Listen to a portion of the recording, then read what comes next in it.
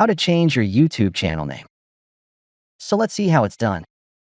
Once you log into your YouTube channel, you need to click the YouTube Studio tab to enter Studio Dashboard. And next, click the Customization tab in the left side of the screen. In this channel profile page, scroll down to the Name section. To change channel name, type in the channel name here. Always name the channel that's as relatable to your channel content.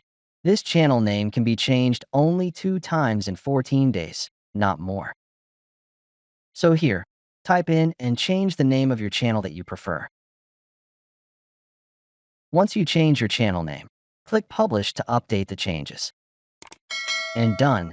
Now click this View Channel link to view if the channel name has been updated. And you see below the channel art banner, the channel name has been updated. This brings us to the end of this video. Please like my video, share your ideas in comment section, and please do not forget to subscribe to my channel.